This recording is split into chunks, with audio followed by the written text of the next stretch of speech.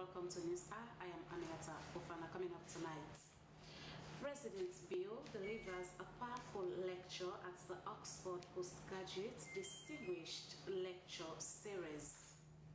Business owners and residents in some parts of Freetown express frustration over the unstable electricity supply. And National Public Health Agency says it puts measures in place in events of any Ebola outbreak. Now, there's stories and more in the next 1 hour. Stay with us.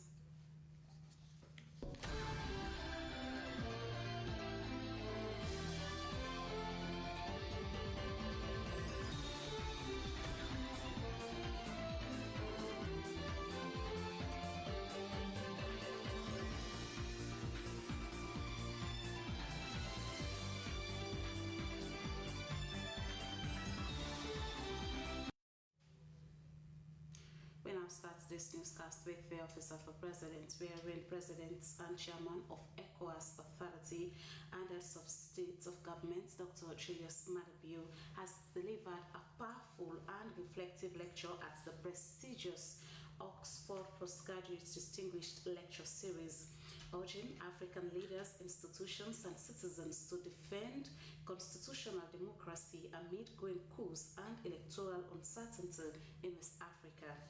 President Bio acknowledged the growing pressures facing democratic systems across West Africa, citing military coups, declining institutional trust, economic hardship, insecurity, and political instability as major threats to constitutional governance. Drawing from his dual experience as both President of Sierra Leone and Chairman of ECOWAS, President Bio emphasized that the greatest threat to democracy is not just only military intervention, but also the gradual erosion of public trust in democratic institutions. President Bio stressed that democratic erosion often begins subtly through weakened accountability, tolerated excesses, and normalization of constitutional compromises, warning that such conditions create opportunities for unconstitutional actors to exploit public frustration. He also reflected candidly on Sierra Leone's democratic journey and his own political evolution. He acknowledged his past role in military leadership before overseeing Sierra Leone's transition to civilian rule in 1996, describing the experience as a defining lesson in the superiority of constitutional legitimacy over force. The President Bio reaffirmed Sierra Leone's commitment to constitutional order, noting that despite political tensions and disputed elections, democratic grievances in the country have continued to be addressed through legal and constitutional channels rather than violence. Highlighting ongoing reforms, he pointed to Sierra Leone's Tripartite Steering Committee and broader electoral reform efforts aimed at strengthening public confidence in democratic institutions. As chairman of ECOWAS, President Julius Maada Bio reiterated his opposition to unconstitutional change of governments, while also cautioning elected governments against weakening democratic systems from within.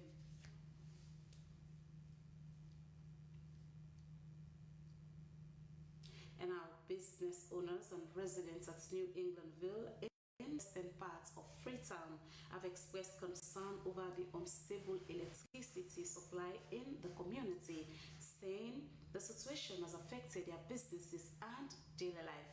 Christiana Kamara reports. The area, which hosts government offices, printing press centers, tailoring shops, hairdressing salons, and barbing shops, has been experiencing frequent power cuts in recent weeks. At several business centers visited, generators were seen in use as business owners struggled to keep their operations running in the face of the poor electricity supply.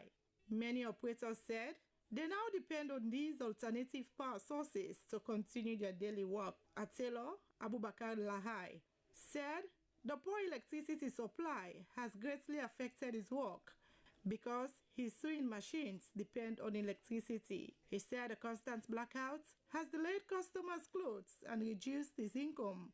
making it difficult for him to meet his daily needs. He also spoke about a recent fire incident in the community which destroyed a house.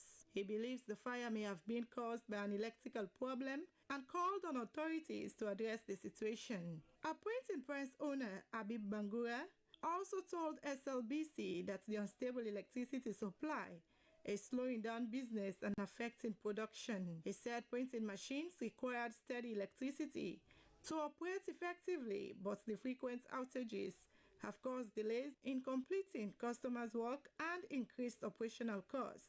Ababa Umar Ba also described the electricity problem as a major challenge for businesses. He said the lack of stable lights affects their work, especially at night, and forces many business people to spend extra money on generators and fuel. Without light, I'm not able to do job. Without light, I cannot work. The place becomes very hot when there is no electricity, and I cannot serve my customer because my barbing machines need power to function. Government really needs to put measures in place regarding electricity supply. Those of us who are independent workers will not engage in dubious activities when there is work to do. The government really get to put things in place concerning light. A provision shop owner, Edna Sandy, also said the frequent power cuts are affecting her business, especially in preserving goods that require steady electricity. She explained that the situation is leading to losses and reduced sales, as some items get spoiled or cannot be properly stored during long hours of blackouts. Like me, I am currently using a generator, even though I buy EDSA credits. I cannot use electricity because there is no light. It is the generator that is keeping my refrigerator on.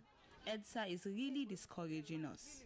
I don't know what the government is doing to ensure a sustainable power supply so that we can use our appliances. As it is now, most of our appliances have been burnt because of poor power supply.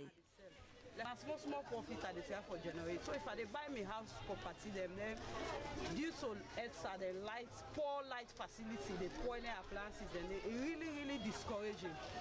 Other residents said the frequent blackouts is making life difficult, especially for small business owners already struggling with the high cost of living. Residents called on government and authorities concerned to improve electricity supply in the area to help businesses and families cope better. SLBC News are in Freetown. Christian Akamari reporting.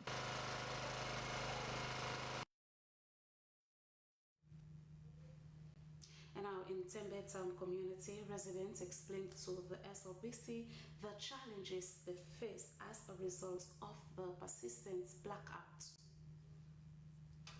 A public announcement or notice we ever get this 1 week of shutdown due to, I know, like, as you can see, another light and clients come fortunate, but there's no way.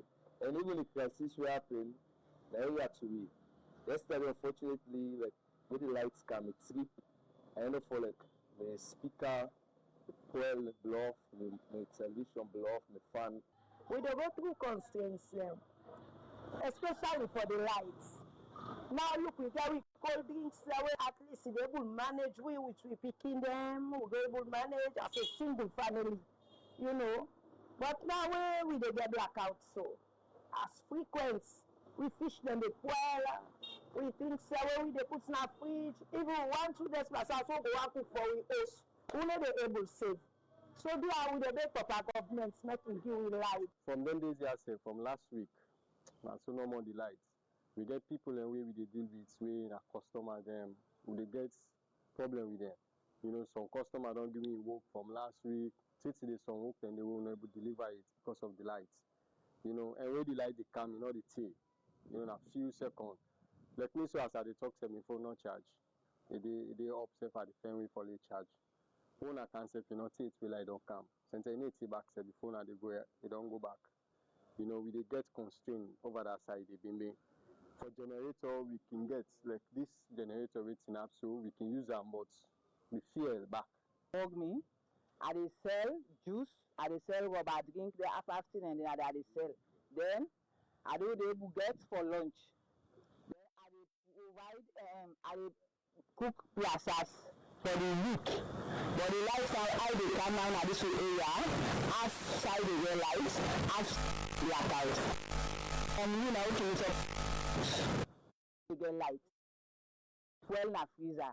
The juice, they sell. Because people can buy, cook. Well, to we inside, the lights they come, but not just stable.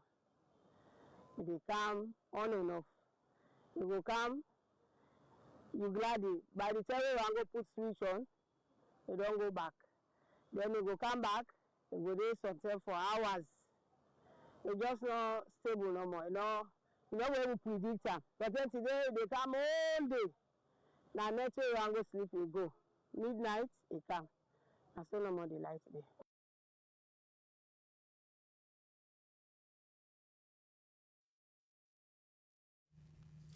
Those were views of residents in Tembe Town community. Now still on the blackouts in Freetown, residents and business owners in parts of the Brookfields community have also expressed similar frustration over the ongoing electricity situation in their area.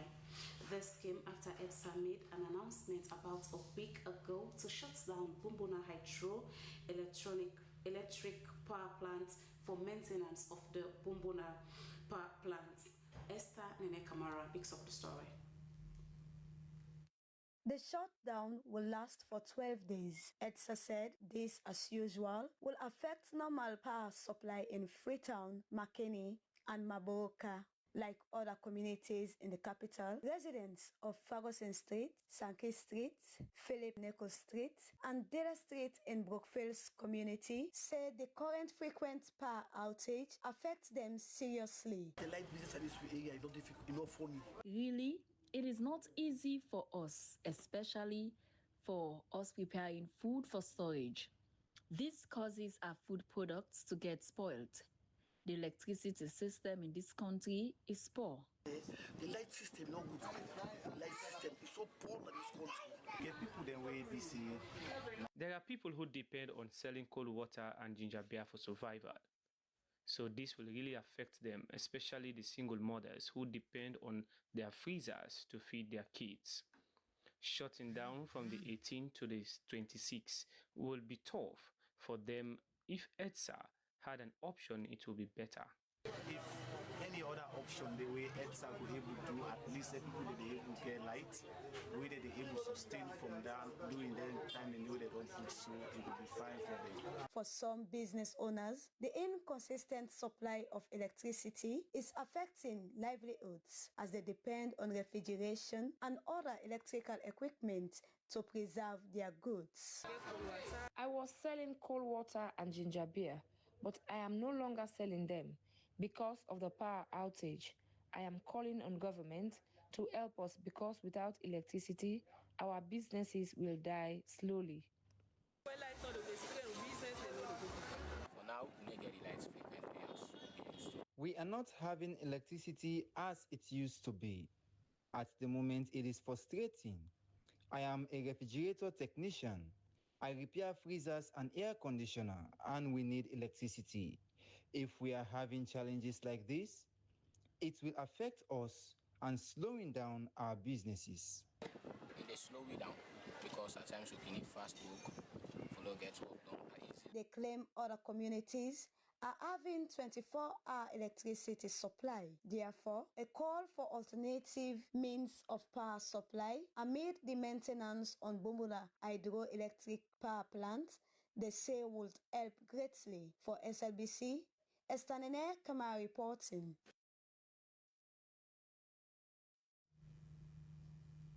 As uncertainty deepens over the planned 12-day shutdown of the Bumbuna hydroelectric power plants and the 16 kV transmission line, anxiety is growing among traders and small business owners across the city. For many whose livelihoods depend entirely on refrigeration and steady electricity supply, the looming blackout threatens not only their businesses but also their survival of the families who depend on them. Beverage sellers, ice cream vendors, and cold room operators say they are preparing for heavy financial losses as the May 18th to May 29 shutdown commences. Elizabeth Molen-Sise picks up the story. In the busy streets and trading corners of the city, the constant hum of refrigerators and freezers has become more than background noise. It is the sound of survival. From soft drink vendors to ice cream sellers, hundreds of small businesses rely heavily on uninterrupted electricity to keep produce fresh and customers coming. But with the Electricity Distribution and Supply Authority announcing a 12 days shutdown of the Bumbuna hydroelectric power plant and the 160 kV transmission line, fear and uncertainty is now replacing the usual rhythm of trade. Inside small beverage shops, traders stand beside refrigerators packed with drinks, anxiously discussing what the prolonged outage could mean for their businesses. Many say they are already struggling with difficult economic conditions, and planned shutdown may push them even further into hardship. For Mohamed Kamara, an ice cream seller in the central part of the city, electricity is the backbone of his business. Without refrigeration, he says, his produce will spoil within hours, affecting not just him, but also many people who depend on his shop for income. I have over 200 customers who buy from me to sell. This is where they survive with their families. So if there will be a shutdown, then business won't go on.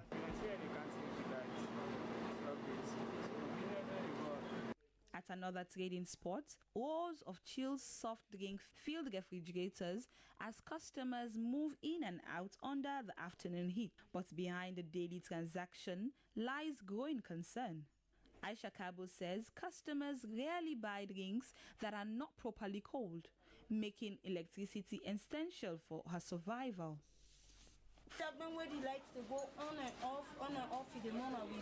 For the past few days, the electricity has not been stable, so I'm just wondering how it will be during the shutdown, and this is where I survive with my family.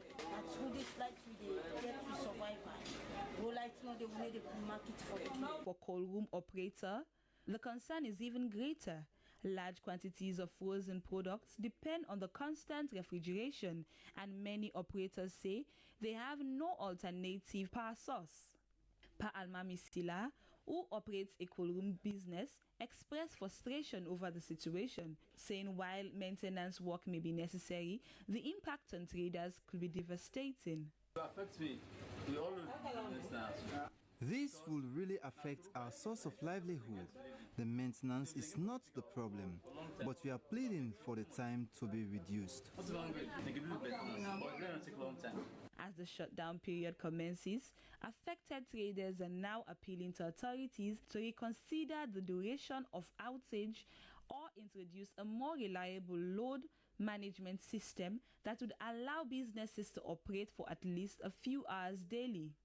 Many believe short measures could reduce financial losses and protect small businesses that rely entirely on electricity to survive. For now, however, uncertainty continues to hang heavily over traders whose livelihoods may soon go dark alongside the power supply.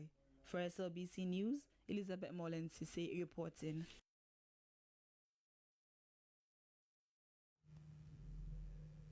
Earlier, the Electricity Distribution and Supply Authority, EDSA, informed the public about a 12-day shutdown of the Bumbuna hydroelectric power plants for annual maintenance. The notice noted the move was to strengthen the reliability of the national grid with a load management schedule. Amidst the growing concern of power outage across the country, how will EDSA and EGTC navigate the distribution of electricity across the country? Moses Conte finds out. The Electricity and Supply Authority says Freetown needs about 80 megawatts. At the moment, Bumbuna only produces 2 megawatts because of the low level of River Rokel. Minister of Energy Cyril Arnold Grant says maintenance of the Bumbuna Hydro Dam has been a normal routine for the past 8 years, especially between April and May. It's particularly terrible because the main generator that we have, Bumbuna, which is a hydro dam, at this time of year, every year, goes down, and in fact, it doesn't produce more than 2 megawatts that comes to Freetown. On a typical day in Freetown, we need about 80 megawatts to keep everybody happy. At the peak in the evening, when everybody is home, the air conditioners and everybody is home, we need about 80 megawatts. So you can imagine that Bumbuna, as it is right now, because of the level of water, only produces 2 megawatts, and it is backed up by, in the daytime, we have some solar feeds. We have about 15 megawatts from Makot. We have now, fortunately for us, a new project, Newton, which is still under construction, but that produces anywhere from about 10 to about 22 megawatts. And then, of course, we also have Car Power, which we've contracted for them to produce about 45.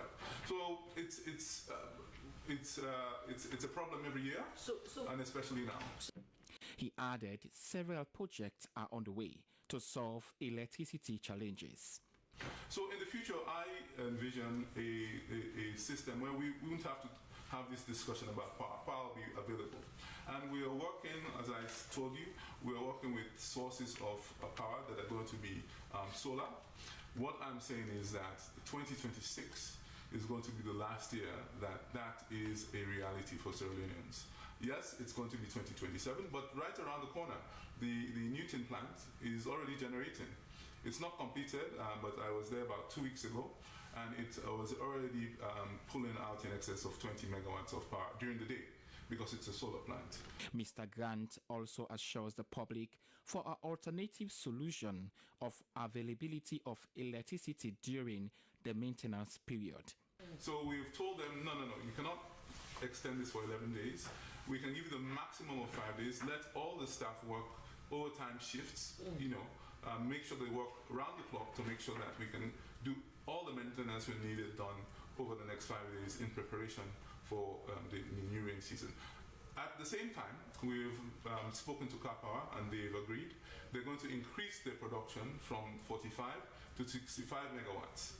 That now will give us enough power, and they will power those 4 transformers that I spoke about, which will now transmit power to all areas, at least 80% of the network will be power. So, The minister appeals to the public to exercise patience.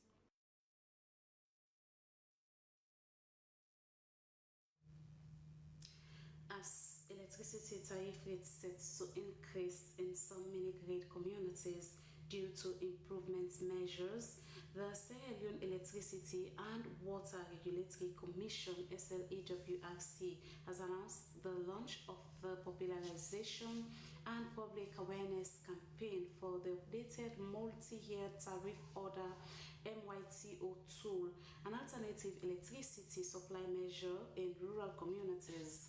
Suleiman Babature has the details.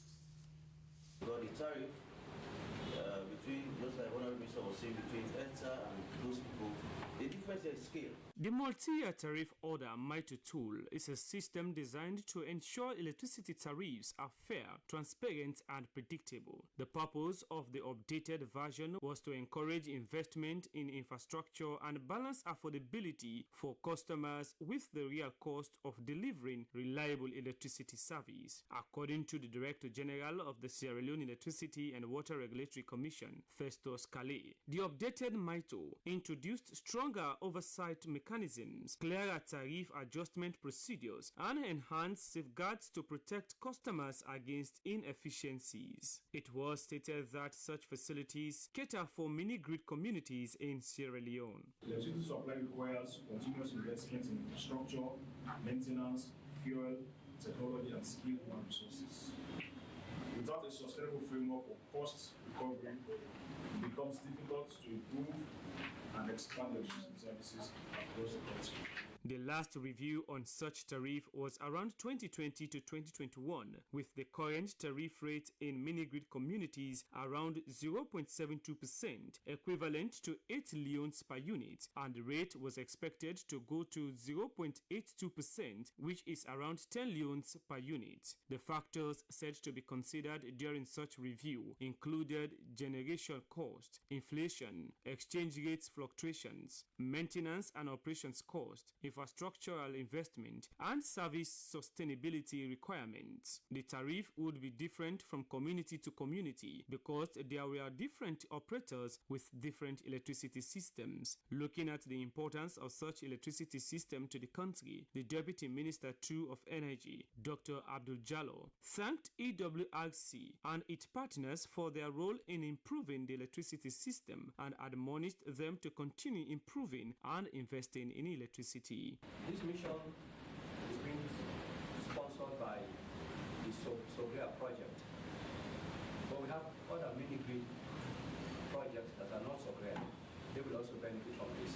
As part of its public awareness campaigns, the Sierra Leone Electricity and Water Regulatory Commission and its partners would embark on a roadshow sensitization campaign to enlighten beneficiaries in district headquarter towns like Bo, Makeni, Kono, Moyamba, and Putloko. The engagement would target community stakeholders, youth and women leaders among others, to get hear their concerns and improve their understanding on the benefits and expected responsibilities within the electricity service delivery chain. It is believed that this development is going to help address electricity challenge in the country. SLBC News, Sulaiman Babatu reporting.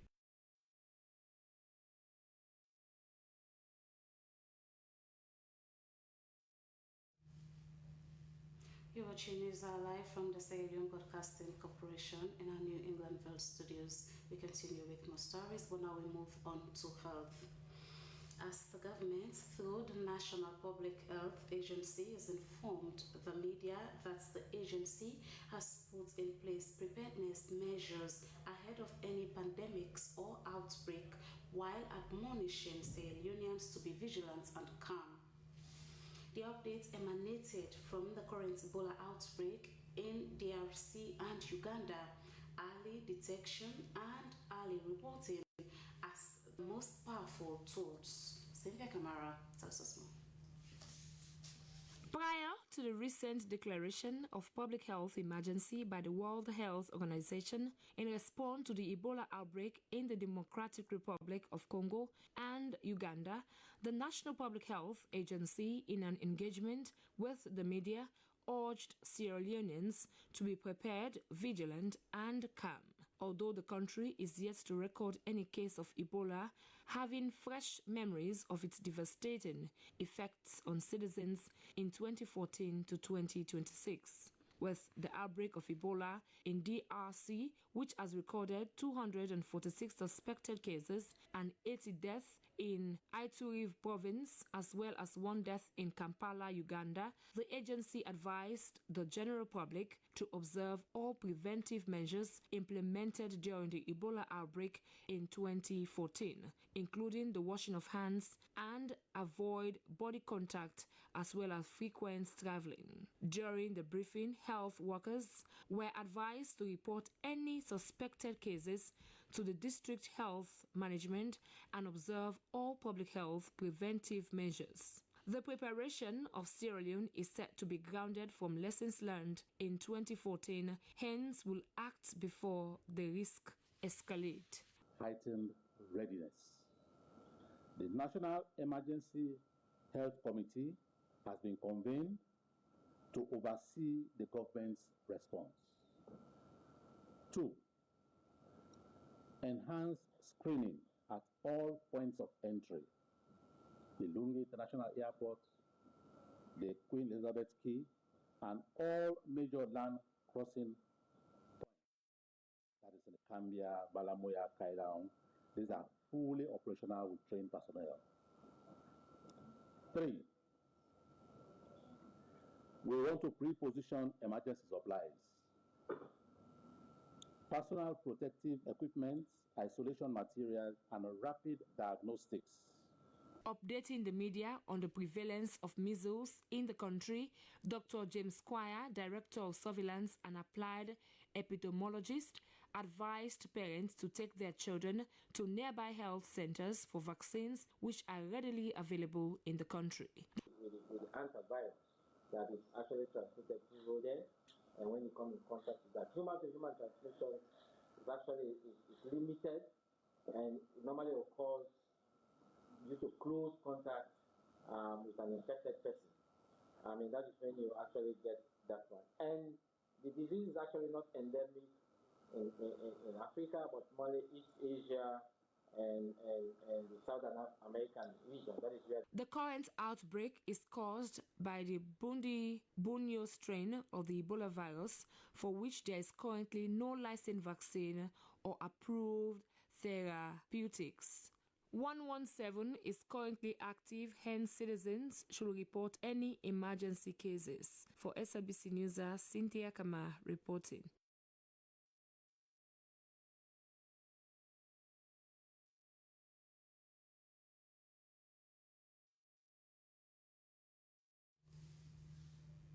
The Freetown City Council has officially launched its air quality monitoring initiative.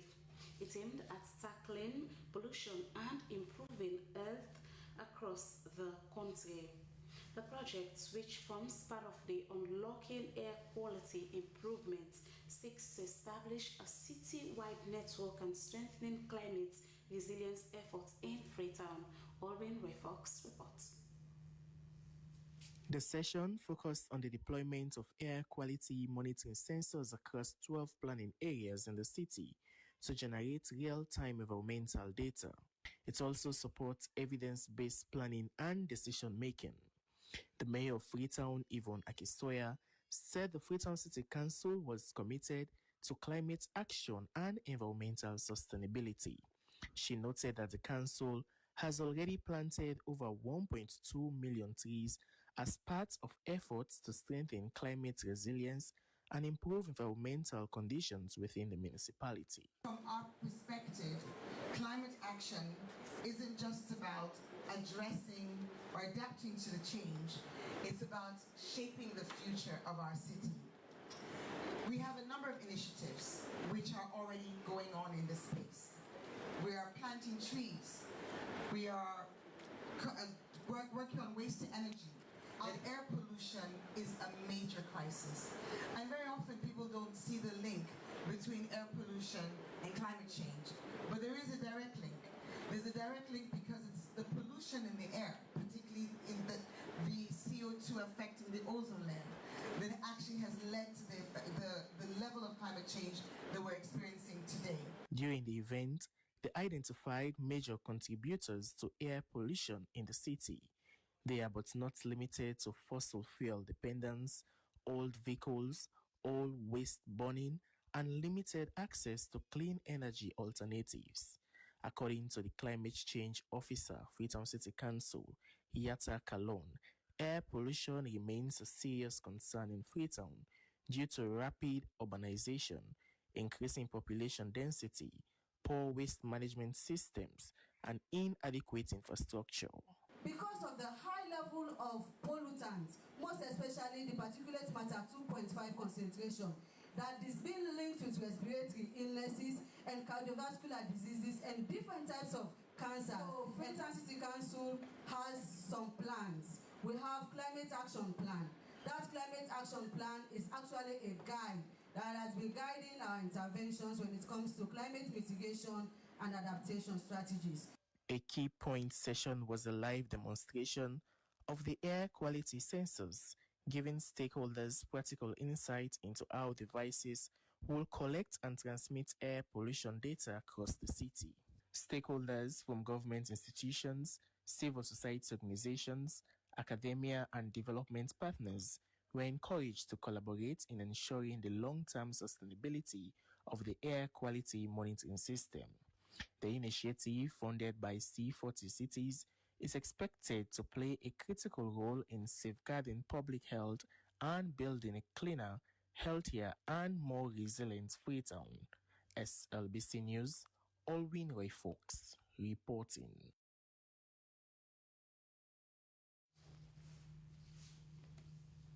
Now, transforming waste into earning income has become a motivation in cleaning Krube community. The caption "From Waste to Wealth, Plastic and Sachets Turned into Cash in Krube" was just designed to achieving that. Our intern reporter Zainab Mahadi visited the area and compiled this report, read in the studio by Esther Susanit Bassi. This is Krube community in the center of the capital, Freetown. It is a slum area known for suffering from flash floods whenever it rains heavily. Residents here usually blame those living in upper communities of depositing wastes into gutters that end up here. The village guy, because that gutter, if you don't say you don't block. Because we are trying our best to clean the community, but the plastic waste is too much. The youth in Krube community are working hard. We appreciate what the mayor and the FCC did in supporting us through. We want this to continue. So what the man can come for can back with the assistant because a very good thing. Government done very hard. I'm glad for that. As part of its efforts to see a clean municipality, the Freetown City Council introduces the Sierra Forever Green initiative. It is also part of the Dirty Must Go campaign. Under it, young people in the community are provided with these huge bags to collect wastes like water sachets. The initiative also seeks to turn waste into income and cleaner gutters. We glad you because one, the community be too dirty. We are glad they clear the dust out. The mayor gave the youth gloves, masks, and protective gear to clean. When they brought the bags, they are paid 70 leon for each. And two, a fair for week bag. And each bag gets 7 people for each one bag. According to the Freetown City Council, non-plastic waste from the gutter is being cleared by FCC excavators and sent to Kingdom dump site. The mayor brought bags and machine. We appreciate what they did. Full plastics recycling operations at Kingdom are set to begin by the end of June, creating a longer-term pathway from waste to wealth. Mayor Kisoya says the program is designed to combine environmental cleanup with economic opportunity for youth.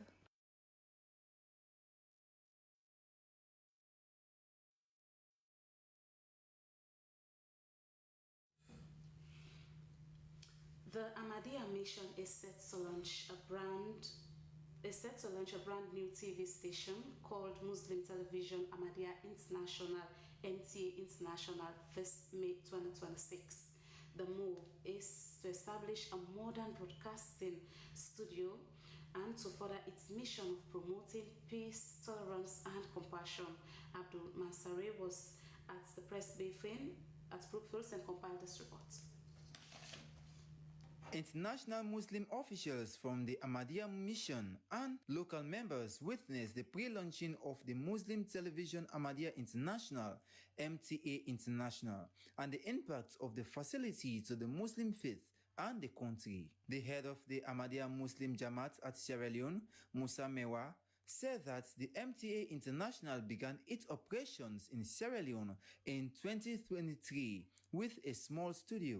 Its aim was to produce programs for the MTA Africa channel. He noted that the facility would enhance the quality and reach of MTA's broadcast, allowing for more comprehensive coverage of humanitarian initiatives and community service projects that exemplify Islam's practical applications. MTA International Sierra Leone Studios for the construction of a modern studio well equipped for the highly technical and professional production of programs for broadcast across the world from Sierra Leone. The managing director of MTA International, Munir Shams, emphasized the network's commitment to building global peace through responsible media. He said it was important to interfaith dialogue and moral reform. MTA International plays a vital role in presenting the true teachings of Islam to a global audience through responsible, educational broadcast been focusing on the promotion of peace at a time when misinformation, extremism, and conflict often dominate global narratives about religion. MTA International is set to continue to serve as a vital connection for Ahmadiyya Muslims worldwide, uniting them with their Khalifa and reinforcing their spiritual bond while promoting charity and education. SLBC News, Abdul Mansari reporting.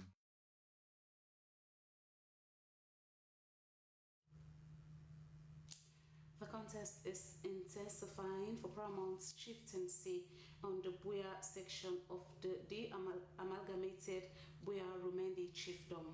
A total of 11 candidates are expected to enter the race. Howard Williams was at Kaimasondo in Buea chiefdom, Kaine district, to compile the following story.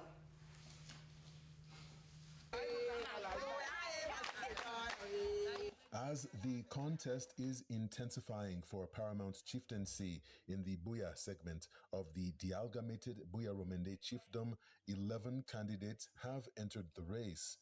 When elected in the coming months, the new Paramount chief will be the steward of a chiefdom, aspiring towards education for all 64 villages in Buea chiefdom. The 11 contestants aspiring for the Paramount chieftaincy portray themselves to be working in mutual solidarity in the hope that one amongst them will emerge as winner. Each of them was present for the occasion of declaration for the 11th and most recent candidate.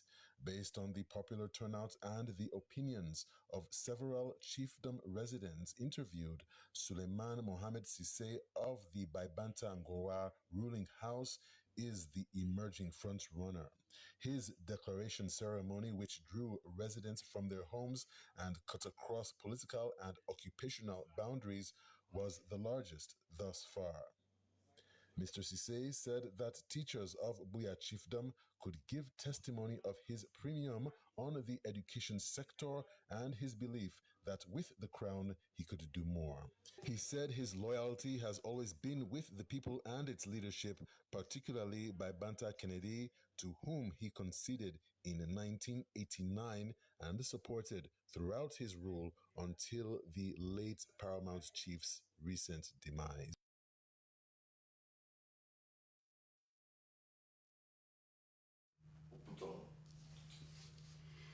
After 200 years of expectation, people of Matemba, Sanda, Tendari chiefdom in Kaine district have access to education. With the construction of the Terminal Limited Primary School, the school has become the first in the village. The infrastructure goes beyond education. Its inclusivity ensures no eligible child is left behind. Cynthia Kamara visited the community and compiled this report.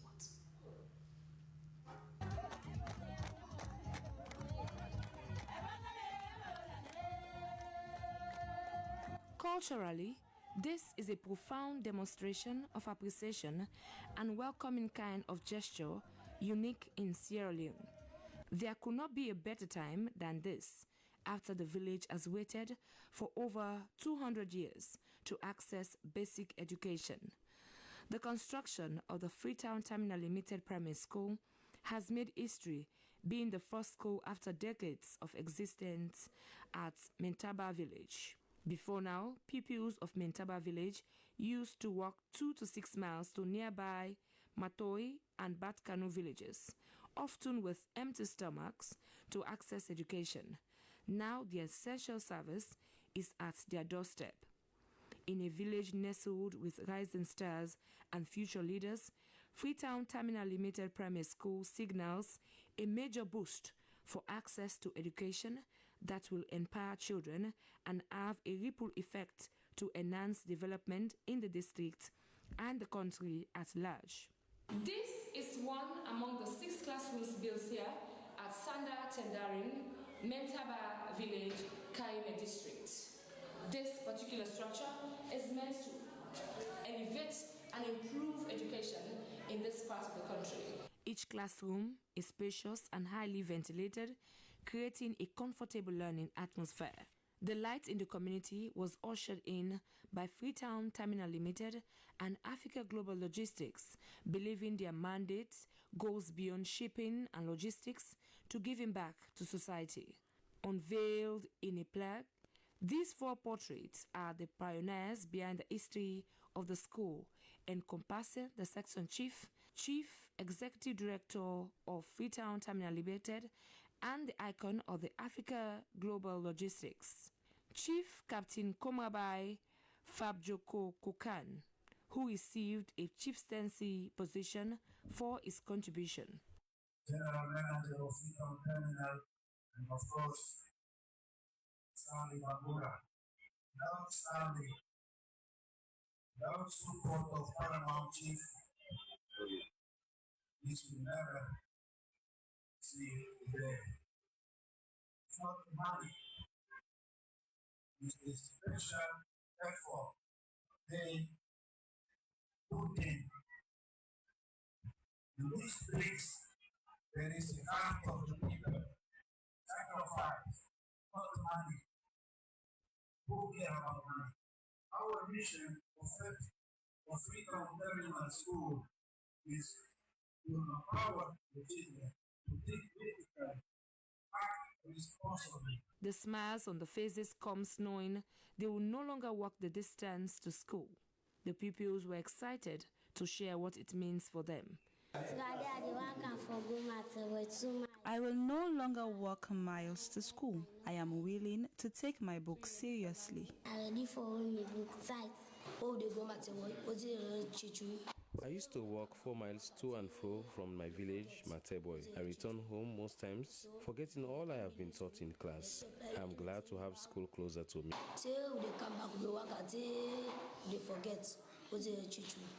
Indigenes of the villages welcome the project, describing it as a long-awaited development. Children have been very stubborn and reluctant to go to school because of the distance. We welcome the school. Distance. Well, since they come to this school and they have to go school. I was not fortunate to be educated. My children and grandchildren will educate and become great in society. Representatives from the Ministry of Education in Kaine District and other authorities applauded the project not just for the present pupils but generations to come that will attend. School project overseer Stanley Bangura noted the school goes beyond its structure to distribution of school learning materials.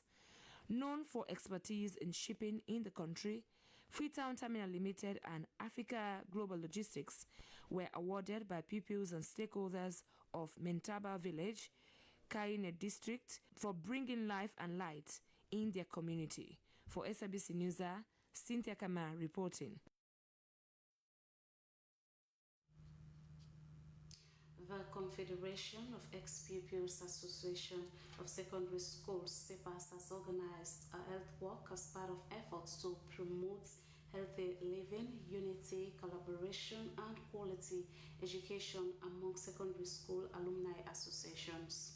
The event brought together young and old, past pupils from different schools, all dressed in their various alumni t-shirts under the theme Health is Wealth, and highlighting the importance of education, wellness, and community development. Harold Williams reports. The atmosphere was filled with excitement, unity, and a shared sense of purpose as former pupils from various schools walked side by side, demonstrating that education goes beyond the classroom and continues through lifelong relationships and community support. Co-chairperson Loretta Dumbuya said the success of the initiative reflects the commitment of members towards improving quality education in schools across the country.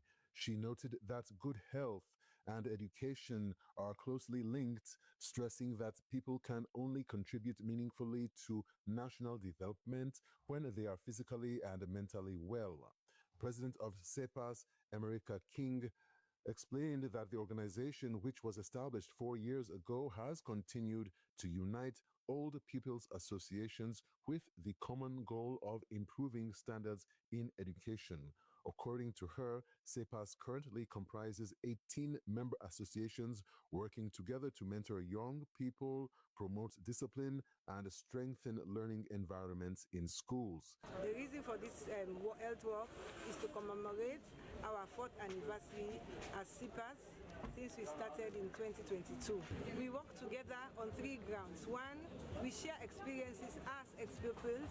The second level is to work with our school authorities, our boards, our parents, and the pupils themselves who are the beneficiaries. And last but not the least, so say many thanks to the Minister of Internal Affairs for his support and solidarity as we have now put together a memorandum of understanding to ensure that we reduce the amount of fighting at school gates and all of that. Chairman of the 4th Anniversary Committee of SEPAS, Junissa Bamfarma, highlighted the need for old people's associations to support improved sanitation, safe learning spaces, and better educational standards in schools. He said alumni groups have a vital role to play in transforming their former schools and inspiring the next generation. In my statement, I would like to join the president of SEPAS, Mrs. Amika King, to implore on us to come on board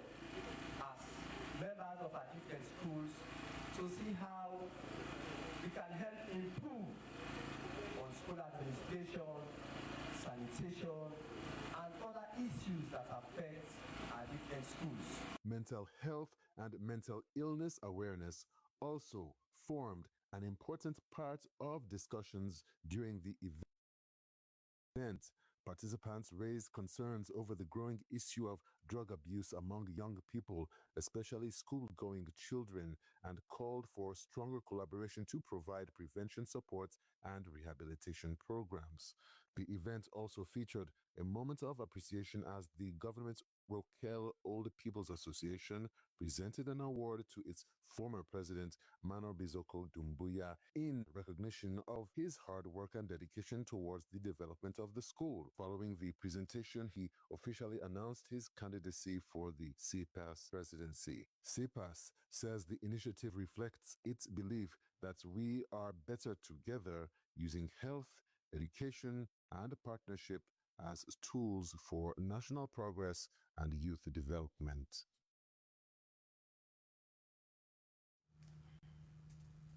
We now join Abdul Kabir for the latest happening in the sports world.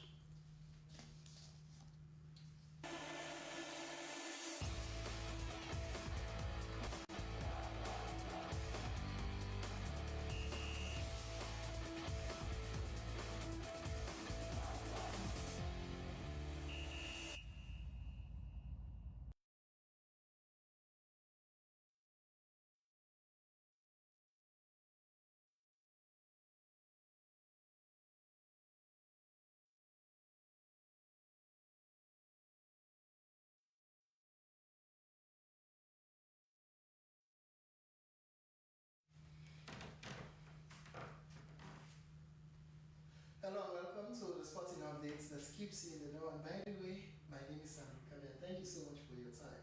Now, Arsenal are the champions of the 2025-2026 English Premier League. Well, Arsenal's 22 years wait is officially over. What a performance! What a milestone! You know, the names are too many to name a few. But indeed, a milestone that is truly good to reckon with in terms of achievement. And Arsenal's boss, Mikel Arteta, has been a wonderful manager by helping the Gunners to reach this significant milestone in the English Premier League. You know, the last time they won the English Premier League was in 2004. So 22 years on, and Arsenal are the champions again. You know, the time they had the Invisibles, the days of Thierry Henry, and most of other players.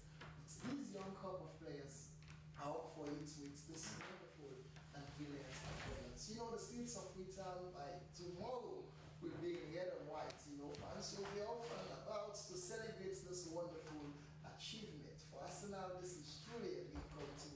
They've been a wonderful team, you know, they've played well with a good number of young players who are hoping to achieve more in terms of football.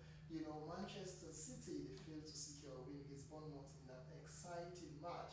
That would have ended it on Sunday, but unfortunately for City, they're out of the race and Arsenal are the champions. So they will be officially crowned as champions in the match against Crystal Palace. The match against Palace will be a very big one for Arsenal, and that will be the official crowning of the Gunners. It's been a long time for the Gunners. Finally, they're champions. Congratulations to fans of Arsenal for a job well done. A satisfactory performance, convincing one. It's been a very important moment for the entire team. And away from the Gunners, let's shift our attention to the national team Leon Stars. They've been drawn in Group E in what seemed to be a very intriguing group in terms of the 2027 Pamoja African Cup of Nations. Well, here is the update. Sierra Leone has been placed in Group E for the 2027 African Cup of Nations qualifiers, alongside Equatorial Guinea, Democratic Republic of Congo, and Zimbabwe. Meanwhile, the campaign is scheduled for September this year, with Sierra Leone preparing for what promises to be a rigid campaign towards the 2027 Pamoja African Cup of Nations. The draw is coming at a time when the Sierra Leone Football Association is preparing to announce the new head coach of the Sierra Leone national senior men's team, Leon Stars, after the closure for the coaching job was made public. The Leon Stars will face all three nations as they begin their quest for the qualification to the 2027 AFCON tourney in East Africa. Sierra Leone has been placed in Group E for the 2027 African Cup of Nations qualifiers, alongside Equatorial Guinea, Democratic Republic of Congo, and Zimbabwe. Meanwhile, the campaign is scheduled for September this year, with Sierra Leone preparing for what promises to be a rigid campaign towards the 2027 Pamoja African Cup of Nations. The draw is coming at a time when the Sierra Leone Football Association is preparing to announce the new head coach of the Sierra Leone national senior men's team, Leon Stars, after the closure for the coaching job was made public. The Leon Stars will face all three nations as they begin their quest for the qualification to the 2027 AFCON tourney in East Africa.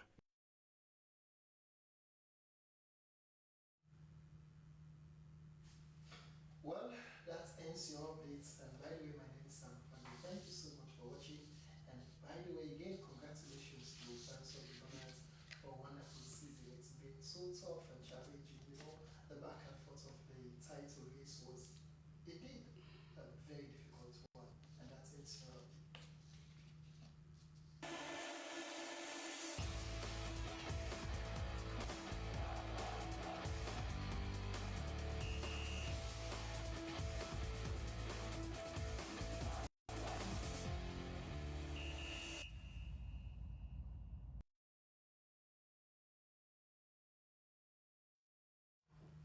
Many thanks, Abdul Kabir, for the latest sports update. And by the way, congratulations to you too, because I know you are a die-hearted fan of Arsenal. But that's how we draw curtains for tonight's news.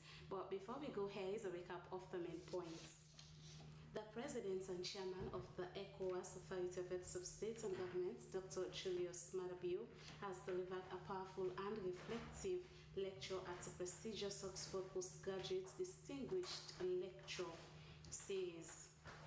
He urged African leaders, institutions, and citizens to defend constitutional democracy amid growing coups and electoral uncertainty in West Africa. Business owners and residents in some parts of Freetown have expressed frustration over the unstable electricity supply.